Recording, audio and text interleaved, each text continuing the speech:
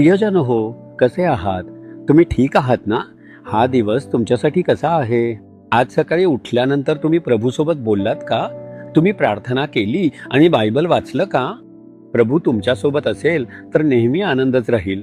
दुःख आणि समस्या टाळता येणार नाहीत.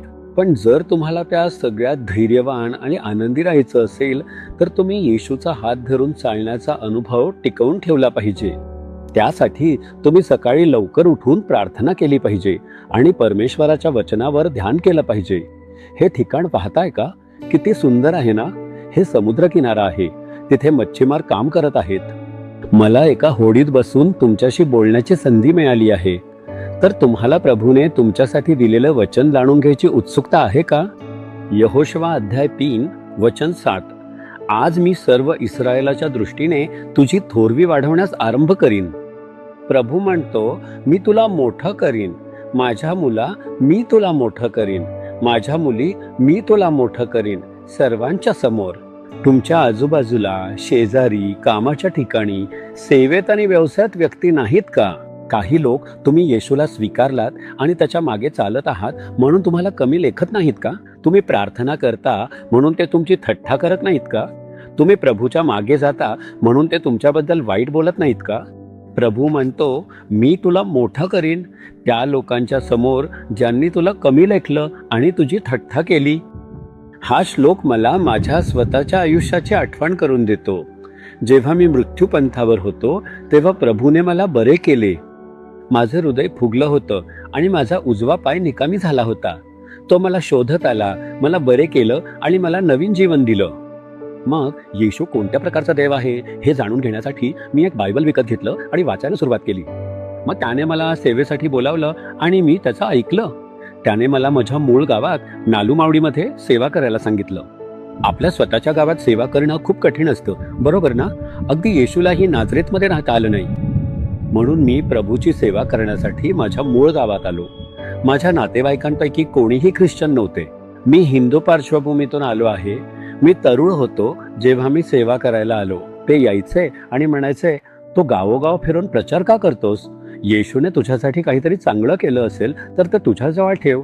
का नाहीस तू काहीतरी काम करून पैसे कमवात? जे कोणी आले ते सगळे असंच बोलायचे, कारण त्यांना येशू माहिती नव्हता. ते अज्ञानी होते.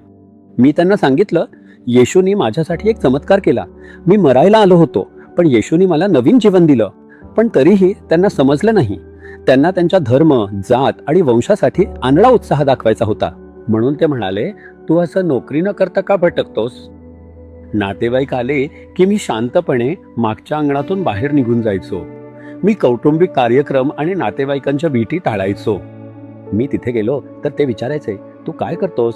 का नाहीस काहीतरी नोकरी करत? काय धार्मिक प्रचार करतोस? अशा प्रकारे त्यांनी माझा तिरस्कार केला आणि माझी थट्टा केली. त्यांनी हे अज्ञानामुळे केलं. त्यांच्या दृष्टीने मी खालच्या स्थितीत होतो. मी हे सगळं सहन केलं आणि येशूची सेवा सुरू केली. एका विशिष्ट टप्प्यावर प्रभूने मला आशीर्वाद द्यायला सुरुवात केली. त्याने माझ्या सेवेला उंचावलं आणि मला सन्मान दिला. काही काळानंतर तेच लोक माझ्याकडे आले आणि म्हणाले, तू सगळीकडे प्रवास करतोस, एक दिवस आमच्या घरी ये आणि आम्हाला आशीर्वाद दे. असं का करत नाहीस? ये आणि आम्हाला आशीर्वाद दे.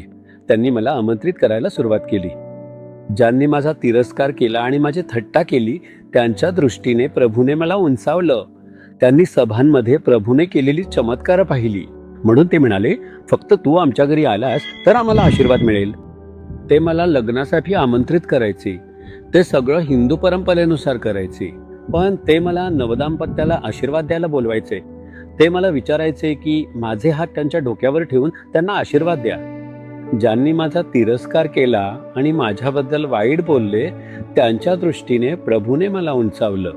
प्रभू म्हणतो, मी तुला त्यांच्या दृष्टीने उंचावीन. आज तुझ्या कामाच्या ठिकाणी किंवा शेजारी जिथे जिथे तुझा तिरस्कार केला जातो त्या प्रत्येक ठिकाणी प्रभू तुला उंचावेल. तो लोकांना हे समजावेल की तो तुझ्या सोबत आहे. तू देवाची स्तुती आणि आभार मानत राहा. येशूची सामर्थ्य आणि प्रेम सतत शेअर करत राहा. तू उंचावला जाशील. तुला हे विश्वास आहे का? प्रभू, हा मुलगा किंवा मुलगी निराश आहे. ते लाज, निंदा, त्रास आणि खोट्या आरोपांतून जात आहेत. त्यांची त्यांच्या कामाच्या ठिकाणी आणि राहत्या ठिकाणी थट्टा केली जाते, त्यामुळे ते त्रस्त आहेत. प्रभू त्यांना बळ दे. तुमच्या प्रेमासाठी धन्यवाद, ज्यामुळे तुम्ही त्याच लोकांच्या समोर त्यांना उंचवणार आहात. मी येशूच्या नावाने प्रार्थना करतो. आमेन. आमेन.